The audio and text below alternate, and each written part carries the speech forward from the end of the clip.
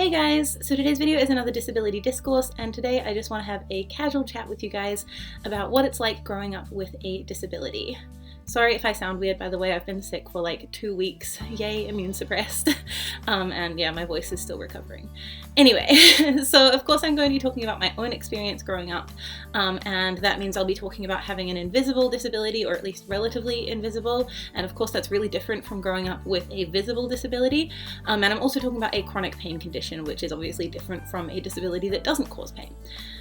So the reason I say relatively invisible, by the way, is because any medical person could look at my hands and wrists and know that that's not normal, but to the average lay person, I don't look like I'm disabled or in pain. So the reason that I want to do this is because I personally feel like being disabled has shaped who I grew up to be, and it has really changed a lot of aspects of my personality.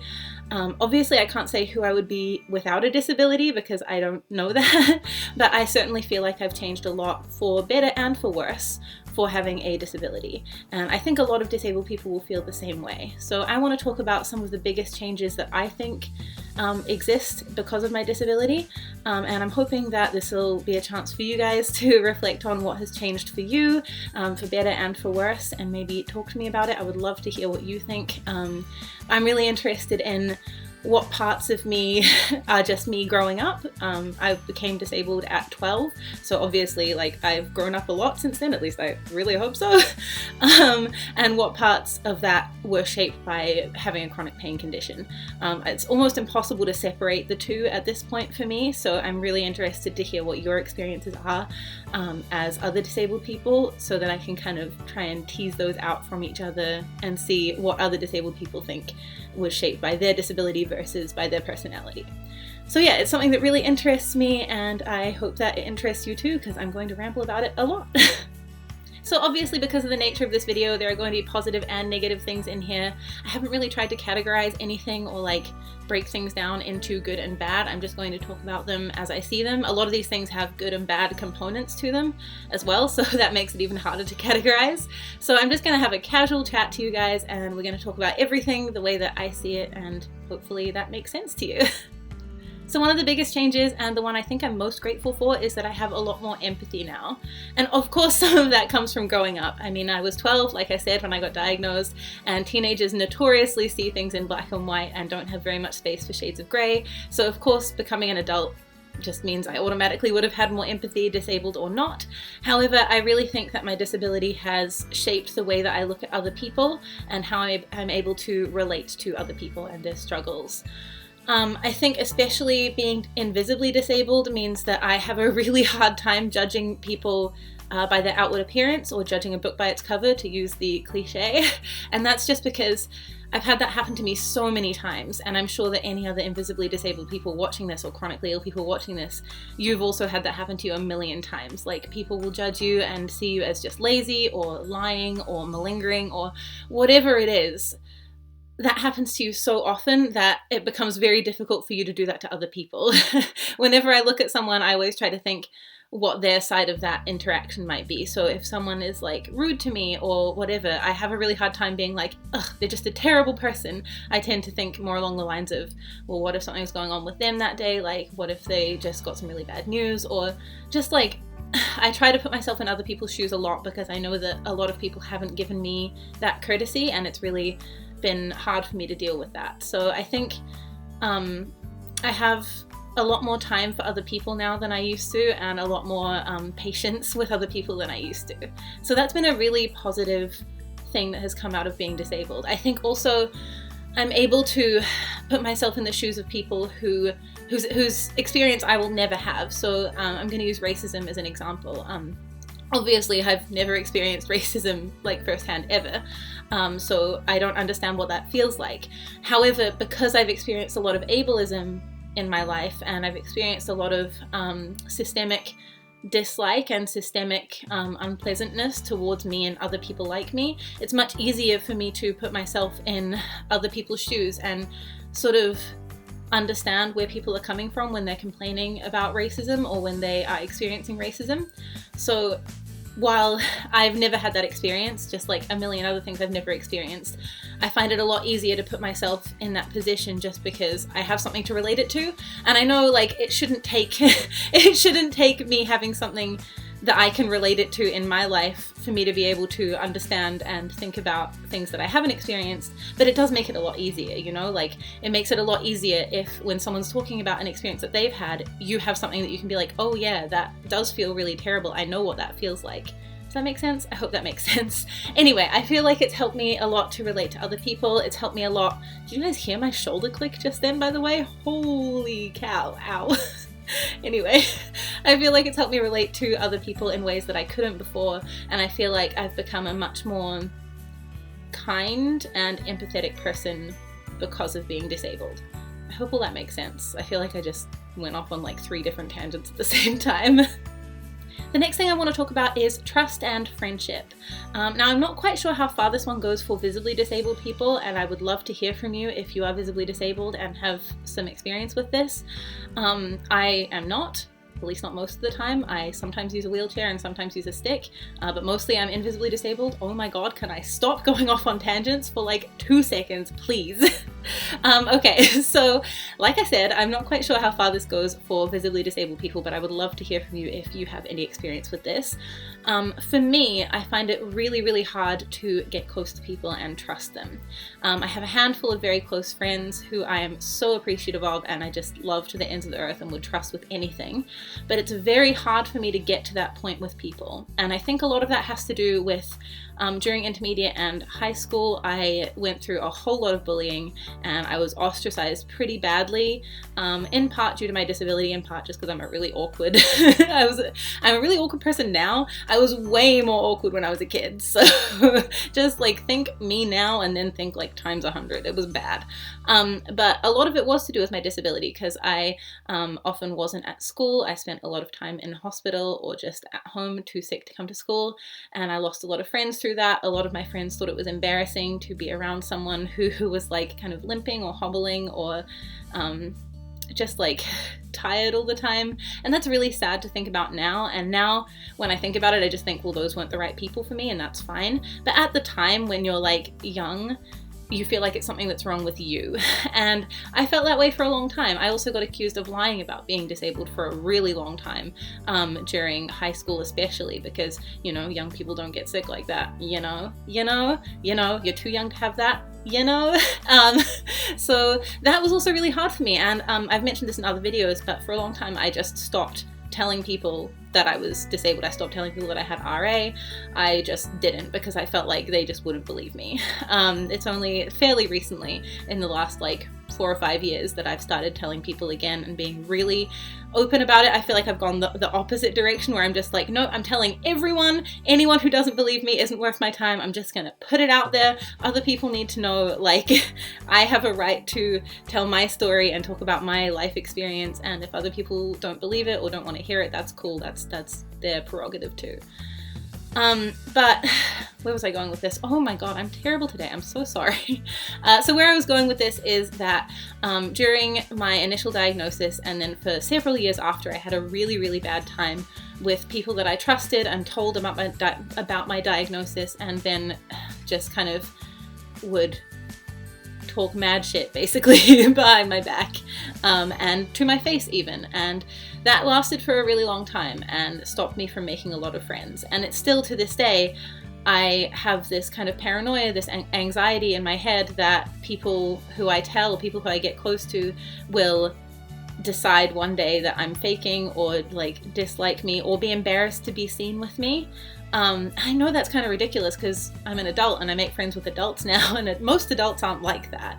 But I think it's this ingrained thing where it happened so often and it affected me so deeply that I have a really tough time making close friends now because I just don't trust people to not be horrible, which is an awful thing to say because I think most people aren't horrible at all. I think most people are great.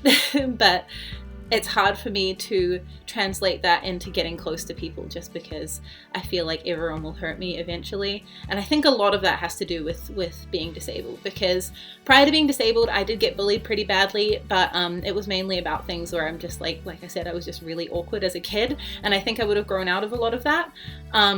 But I can't grow out of my disability, so I feel like I'll always be stuck with this kind of fear that people will shun me or dislike me for my disability or for things related to my disability. Again, I hope all this makes sense. I'm trying to do this in a more of a like casual conversational way. I feel like it's not working out because I just cannot stay on topic, A, and then B, I just repeat myself a million times, but hopefully you guys understand what I'm trying to say here. So this next one I'm going to add in as another thing, even though I think it technically should probably go in the last category, but that is loyalty.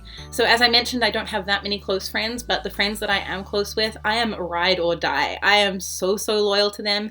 And I think that this has to do with the last point, like I said, where these are the people who I trust, and these are people who have proven to me that they're amazing and understanding and so kind and so incredible, and I would never want to lose them, and I just want to help them as much as they've helped me. So I would like help them through anything. I will be there for them through anything. Like, these people are so important to me, just because I don't trust very many people. So the ones I do trust, I want to keep around, and I want to make sure that they're okay, and like they've helped me so much, and they don't even know that. Like, I try to tell them and they're like, what, I'm just being like a normal friend? And I'm like, no, you don't understand, you're amazing. Like, most people have just left and like or don't understand, or like don't remember that I have a chronic illness or whatever it is.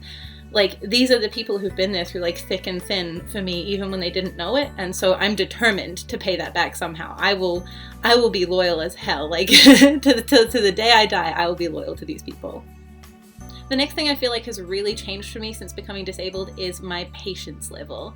I used to be so impatient, and in some areas I still am pretty impatient with things, but becoming disabled, especially with like chronic pain, I feel really just forces you to be patient. Like, you have no other option. You're either patient or you're just going to kill yourself, essentially. I have a really good example of this from just recently, which is that I've been sick for like 2 weeks, as I just said. I'm immune suppressed, and so when I get sick, I get real sick, and I get sick for a really long time. And I've essentially just had to be in bed for like a week straight, because I've just, like, I can't do anything else. I'm just so tired, and there's nothing I can do about that. There's nothing anyone can do about that. It's just something that I have to accept, and I just have to lie there and deal with it. And I feel like that would have been so impossible for me as a non-disabled person. Like, before I was disabled, I was, oh man, I was so impatient about everything. I wanted everything to be done like immediately, right now. I can't wait. Nothing can ever wait. And now I'm like, that can wait. I can't do that right now. That is not a priority. I feel like I'm not only more patient with myself and like physical things, but I feel like I'm much more patient with other people as well. And I just understand much better. Going back to the empathy thing, I feel like I understand much better that other people have things going on in their lives as well, that are affecting them. Sometimes I can't do things, sometimes other people can't do things. It's just life. So this next thing is something that's been pretty universal when I've talked to other disabled people, and that is that my disability has kind of forced me to have a more optimistic or positive worldview. Now, I used to be a pretty, I don't want to say negative person, but I was certainly cynical and quite pessimistic. And I think that having a disability, a lot of able people think that it would make you more depressed or more cynical or more like sad and pessimistic, and that just isn't true. Like, sure, it can make you sad and depressed sometimes, but I feel like for the vast majority of disabled people that I've spoken to, our disabilities have forced us to be happier. And I think that's just because if you have like a degenerative illness, or if you have a chronic pain condition where you're likely to be in varying amounts of pain every day for the rest of your life, you have to be positive about that, because otherwise you're just done. Like, if you're just going to be negative about it, then like you can't continue really, because there's no real bright side. So I feel like it's really forced me to be grateful for the small things in my life and to look at the things that I can do rather than the things that I can't do. And I couldn't be more grateful for that. I think that that's one of my best qualities as a human being now, and I don't think that would have happened if I wasn't disabled, because I think I would have just kept my regular old worldview. Perhaps it would have changed a little bit, I'm not sure. But I really do feel like I'm a much more positive person now because I'm chronically ill. And like I said, a lot of people that I've talked to with chronic illnesses and disabilities feel the same way. So yeah, let me know what you think about that in the comments below.